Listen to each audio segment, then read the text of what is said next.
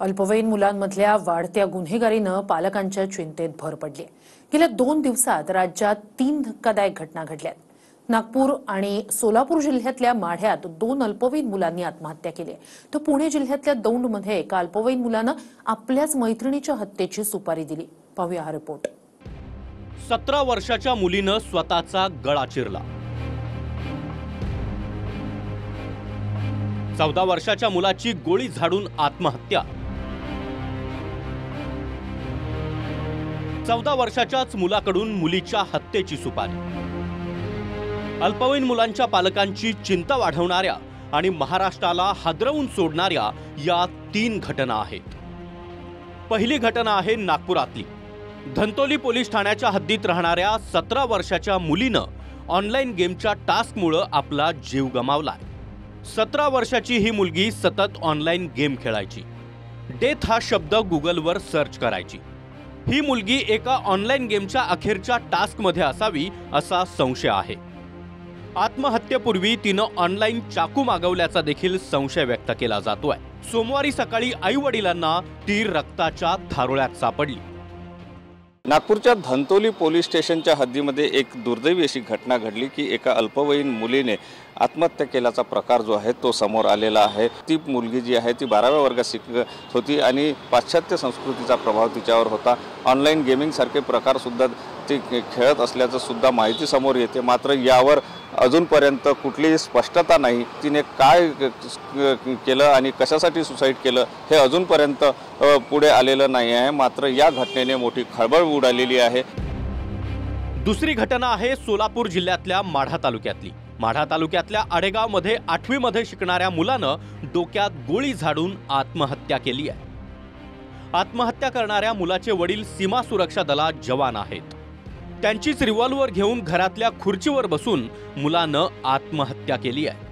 गणेश नष्टेंकडे ही असलेली रिव्हॉल्वर लायसनधारक जरी असली तरी या लायसनधारक बंदुकीचा रिव्हॉल्वरचा जो आहे तो वापर श्रीधरनं कशासाठी केला या आत्महत्येचं कारण देखील तितकंच समोर येणं महत्त्वाचं आहे। अद्याप तरी हे कारण अस्पष्ट आहे। मागील काही दिवसापूर्वीच याच गावापासून काही अंतरावर असलेल्या रांजणी या गावामध्ये रांजणी देवाची ज्या गावामध्ये गोळीबाराची घटना घडली होती त्याच टिंबुर्णी पोलीस स्टेशन हद्दीमध्ये जवळपास 1.5 ते 2 महिन्यात घडणारी ही दुसरी घटना आहे। त्यामुळे या घटनेनं संबंध सोलापूर जिल्ह्यात नव्हे तर राज्यभरात चर्चेला या ठिकाणी टिंबुर्णी पोलीस स्टेशन येताना पाहायला मिळतंय।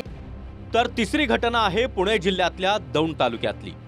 दौंडमधल्या एका इंग्रजी माध्यमाच्या शाळेत शिकणाऱ्या 14 वर्षीय मुलानं त्याच्या सोबत शिकणाऱ्या एका मुलीची बलात्कार करून हत्या करण्याची सुपारीच दिली।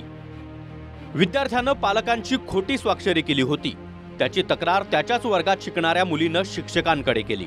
याचाच राग मनात धरून या विद्यार्थ्यानं दुसऱ्या वर्गात शिकणाऱ्या एका अल्पवयीन मुलाला या मुलीवर बलात्कार करण्याची आणि तिची हत्या करण्यासाठी 100 रुपयांची सुपारी दिली। वर्ग शिक्षक आणि मुख्याध्यापकांना हा प्रकार समजला होता, पण शाळेची बदनामी होऊ नये म्हणून त्यांनी हे प्रकरण दडपण्याचा प्रयत्न केला।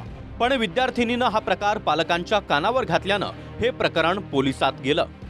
पोलिसांनी मुख्याध्यापक, वर्ग शिक्षक आणि एका शिक्षिकेवर गुन्हा देखील दाखल केलाय।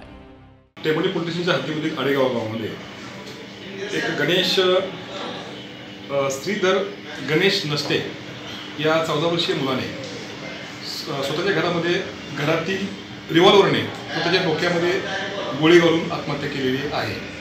त्या बाबतीमध्ये टेंबुर्णी पोलीस स्टेशनला अकस्मात मध्ये दाखल झालेला आहे आणि त्या अनुषंगाने पोलीस पुढील तपास सध्या करीत आहेत। चुकीची संगत आणि सोशल मीडियाच्या अतिरेकी वापरामुळे अल्पवयीन मुलं गुन्हेगारीकडे आकर्षित होत आहेत। महाराष्ट्राला हादरवून सोडणाऱ्या या 3 घटना पालकांच्या चिंतेत भर टाकणाऱ्या आहेत। Bureau report, TV9 Marathi.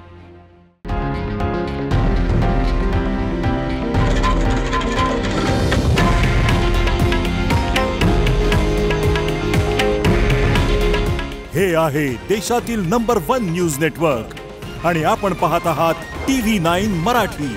काळजी तुमची, हित महाराष्ट्राचं।